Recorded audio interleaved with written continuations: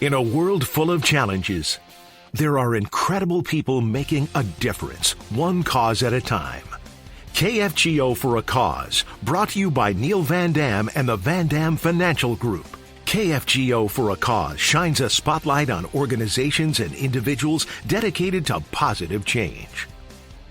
This is KFGO for a Cause. I'm Amy Iler, usually here Monday through Friday from 11 to 2 on It Takes Two, but I hang out Sunday mornings with Neil Van Dam and the Van Dam Financial Group. Welcome back. Good morning. We learn all about cool people in our community making big impacts, and today we get to meet Lexi Jameson from GiGi's Playhouse. Lexi, welcome to KFGO Radio. Thank you for having me. I'm so excited to be here. Okay, so tell us all about GiGi's Playhouse. Who are you? Yeah, GiGi's Playhouse is a Down Syndrome Achievement Center. We are the only Down Syndrome Achievement Center in all of North and South Dakota. And what we do is we provide free programs for individuals with Down syndrome throughout their lifespan. So any prenatal or birth diagnosis we will see, and then all the way through the adult lifehood. Our oldest participant is 56 right now. He comes every Thursday for our Fantastic Friends crew. So it's really fun just to see the wide ages that we get to serve. We have a 2-month-old baby that's been joining in our GG Fit class. He is adorable and he's so fun to hold too. That's a morale booster. It definitely is. I tell everybody Wednesdays are my favorite day at GG's Playhouse because our babies come in. So we offer GG Fit, which is a physical therapy based program. And Wednesday we have 6 to 8 families that come in for an hour, and you have to smile when they're there. It brightens anybody's day, no matter what you're going through. Just seeing them hit their milestones and the families that connect with one another. The worst day, you leave there smiling because it is just the best experience. GiGi's Playhouse has been in Fargo for how long? I feel like you're relatively new, but now it's probably been a while. Yeah, actually, we are celebrating 10 years in September. So we opened our doors in September of 2015, and we'll be celebrating 10 years with our GG Fit Acceptance Challenge in September. And then we're kind of, just sprinkling in some fun celebrations all throughout the year because it's been a decade of difference for us. Do you have a personal connection to GG's? I don't. So I am a former teacher, and some of my favorite students while I was a teacher were the individuals with Down syndrome. And when I moved up to the Fargo area, I was really looking for a way to get involved.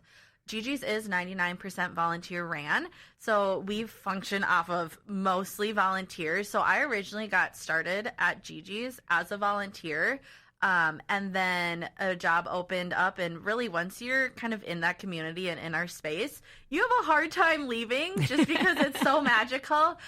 So when a job opened up, I was like, absolutely, this is kind of what I'm feeling called to do. And I just love being there and really advocating for individuals with Down syndrome and really striving to show not only their families, but the community, all the amazing things that they can do. I imagine that when someone gets a diagnosis, you're one of the first calls.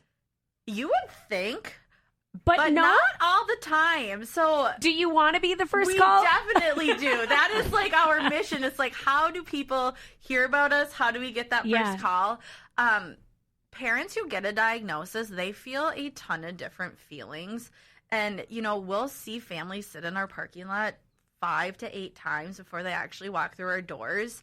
And talking to other parents, that first step is the hardest, like getting out of the door and walking in. But do it.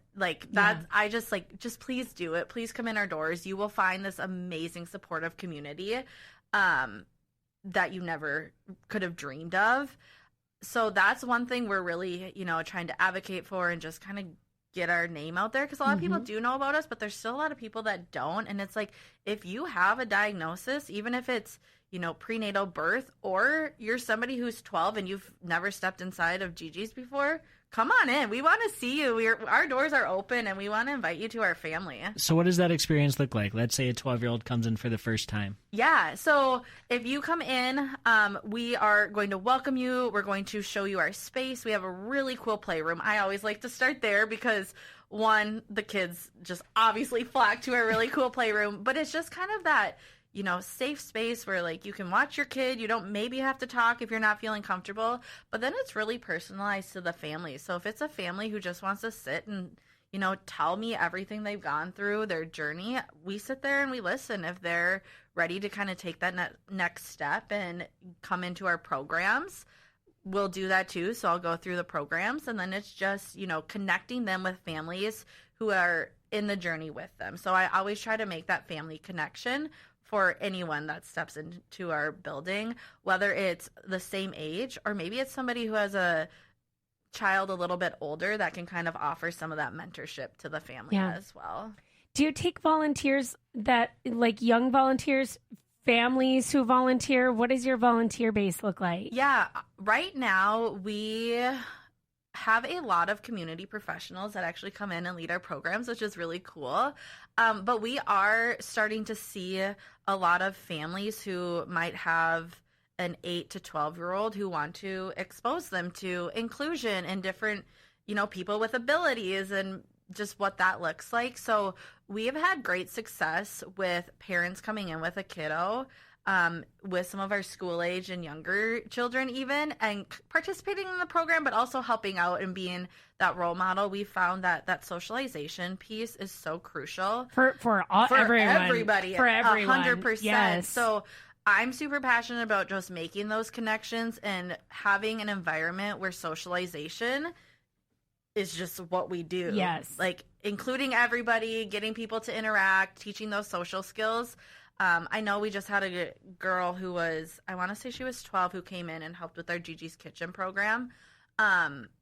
She learned so much from it, but our participants learned so much from her too, and just seeing those connections form is really cool. I mean, peer connections like that are always important. No matter who you are, no matter what your abilities are, those peer connections are so important.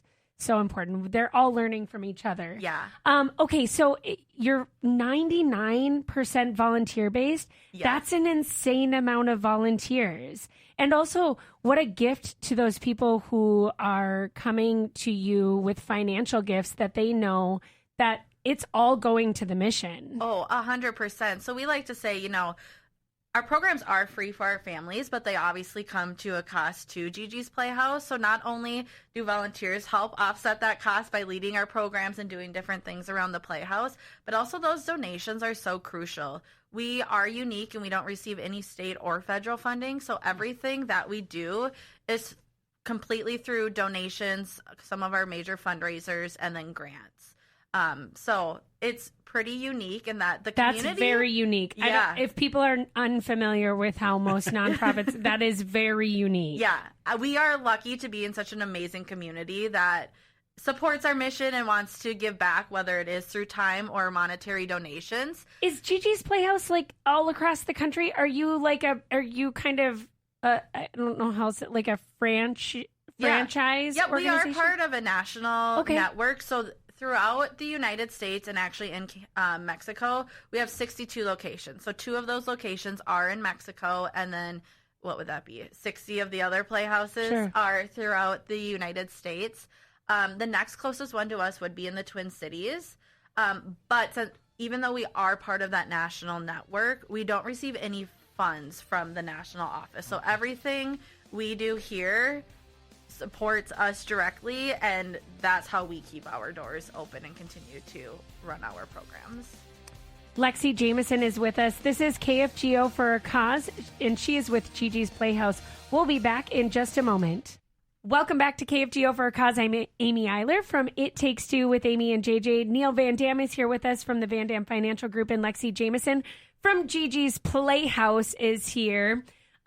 You wanted to get into the money, I'm sure. Is that what we were talking about on the break? We were talking about a lot of things. Yeah, we went off the rails a little bit. Your events. Yeah. Okay. What are you doing to bring in that revenue, but also bring in people to your mission and help raise those funds? I know you have some fun stuff coming up. Yeah, our events are very important to our mission. So we operate a golf tournament, which is this year we got a new venue. So we're out at the Oxbow Country Club, which should be pretty cool. That is on July 14th. And we have some pretty cool ways to get our participants involved too. So a lot of times at our events, we want to expose you to our mission, and there's no better way to do that than getting our participants involved. So you'll see some of our friends out on the course for that as well. And then in September, we are celebrating our 10-year anniversary, like I mentioned, but we will be hosting our Gigi Fit Acceptance Challenge, which is a community event, and we're going to throw our birthday bash and really celebrate 10 years. So we'll have a 5K,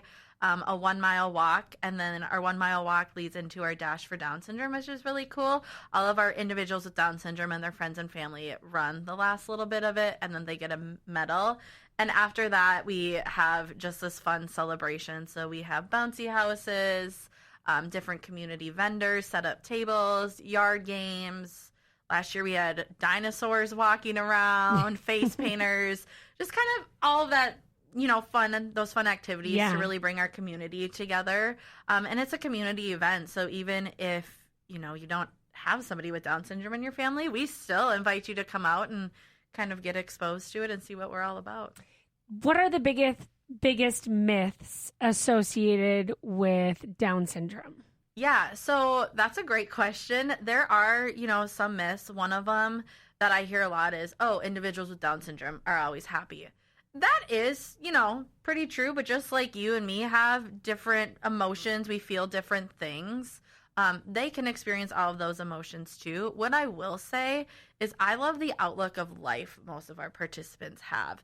They, skills can be hard for them. Going to school can be difficult. They say what a typical child would expel in terms of energy for a whole entire school day, somebody with Down syndrome is going to use that same amount of energy by the time they get on the bus.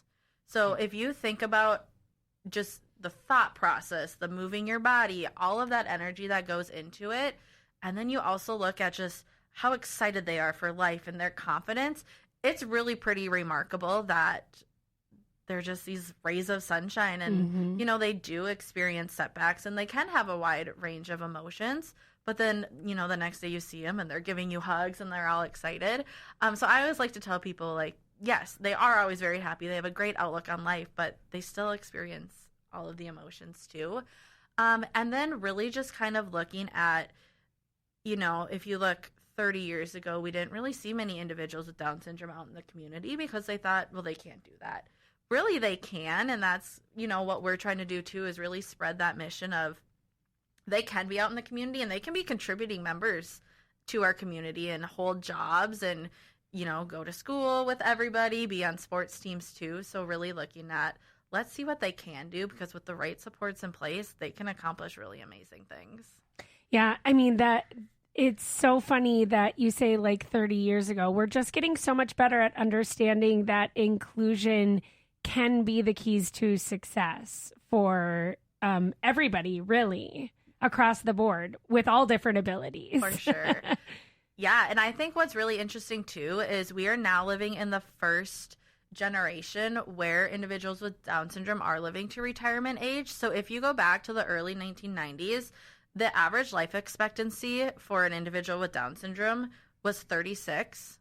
We are now up into the late 60s, early 70s. And if you go back to the 1950s, their life expectancy was around 21, 25. So just, with getting them into the community and really enriching their lives and then medical advancements, we're able to see their life expectancy increase too, which is important when we're looking at, well, what does it look like for jobs or, after high school, getting them involved so they're staying active and not just sitting at home all day too. Wow, I did not know that statistic about life expectancy. I'm stunned by that. That's amazing. So with that statistic, so you live in the 70, most of the time your parents aren't around if you're 70 years old. What kind of transitional benefits are there? And it might not be you guys, but I'm just community in general. Yeah, for sure. So we do have a handful of individuals who actually are able to live on their own. Other times there are different providers that will have, group homes for them. So they still have that independence, but there is somebody checking in on them just to make sure their basic needs are being met. But I do think that's something that the community as a whole will, need to look at even more, and even GiGi's as a whole brand. What does that look like? Because there are supports in place right now, but I do think there needs to be work done too. So I looking at the next decade or 2 decades, I think you'll start to see a lot of effort and time and just energy put into, well, what does it look like after, they're done with high school and as they age and their parents age and their caregivers age as well. I know on our end, we are looking at implementing some programming to really help with the college and career readiness, just to, kind of serve our local community in that way as well. Yeah, I mean, it's a good question because with those statistics comes sort of more of an added mission to what GiGi's is doing. Okay, so if someone wants to get involved, can they volunteer? And tell us about those programs that you were talking about. You said there was a kitchen, something that someone came and volunteered at. Tell us about the different things that you're doing in GiGi's. Yeah, we have some amazing programs. So we're actually running 26 programs right now. So we do have a great need for volunteers. We have programs like GiGi's Kitchen, which is a healthy living based program. So in that program, they will learn nutrition skills, kitchen safety, and then they also learn to cook. So we have some really cool adaptive equipment to help them do that. And then our hope is that they are able to take what they are doing here and bring it home. We actually received a grant from the FM Area Foundation. So some of the same materials that we use in our kitchen, we were able to give to our participants. So they have those same supplies at home to really continue that learning. What were you really making cool. in the kitchen, just out of curiosity, just for funsies? Yeah, last week they made a macaroni salad, which they all loved, but I thought was way too spicy, and homemade bagels. Were they the 4-ingredient bagels? Yes, they were. Dude, those are if you've never tried the 4-ingredient bagel, it is so fun. They were hit. And they did everything but the bagel seasoning on the top. Of course. They were so good. You have to. Yeah. I love it. Yeah. So just, different things like that. What else they've made?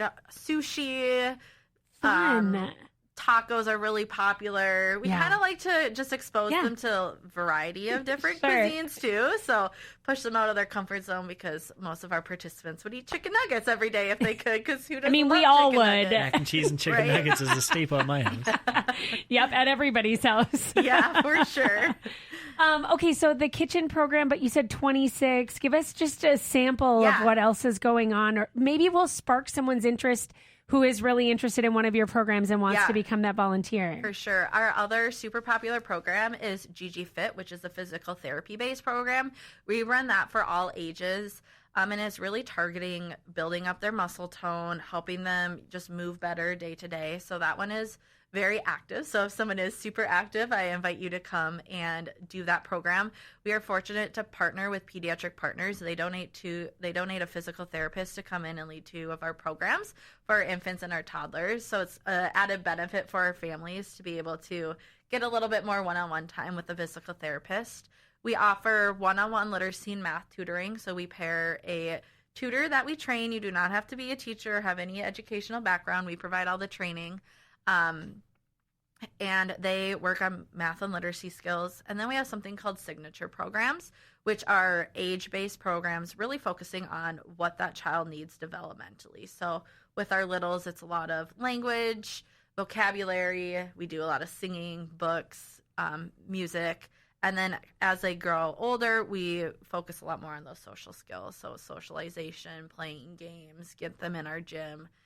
Different things like that. And we're actually just launching Math and Backpack Buddies, which is an at-home program. So we recognize being in a rural area that a lot of our families who live in some of those smaller rural communities, they can't always get to our Playhouse. So we actually put together kits that we mail to those families, and then the local ones come and pick them up, but they can practice math and literacy skills at home with their family too. Amazing. Lexi Jameson has been with us. If someone wants to reach out, hopefully we inspired someone that's like, I used to be a math teacher. I could probably pull off some tutoring or I just have a passion for it and they've got some time. How do they reach out to you? How do they get in touch with Gigi's Playhouse? Yeah, you can find us on Instagram and Facebook, so GiGi's Playhouse Fargo. If you want to send us an email, we're fargo@gigisplayhouse.org, and then you can always call us too. It's 701-551-7529. Or just walk in the door. Or come and see me. Yes, we are there all the time. Lexi really wants you to come. Yes, come over. I love Say showing hi. off our place. And Gigi's Playhouse still on 32nd Avenue, Yep. right? Yep. Right next to the Dairy Queen, sort of, or Yes. FM Chiropractic, or all of that. Yes, you are exactly right. Did you have to have a lot of remodeling after the fire? By the way, it was just the anniversary of that, Yeah. May 11th. Yep. I think. So Yeah. it was a complete loss. So they Yeah. rebuilt, the entire Playhouse is rebuilt. And we took over Some new space. new space too. Yeah. So we're a lot bigger. So if Yeah. it's been a while since you have seen the Playhouse, or if you've never seen it, we love to give tours and show it off. So Yeah, come on absolutely. in. Thank you so much for being here. Yeah, thank you. And Neil Van Dam, thanks for being here. Thanks for having me.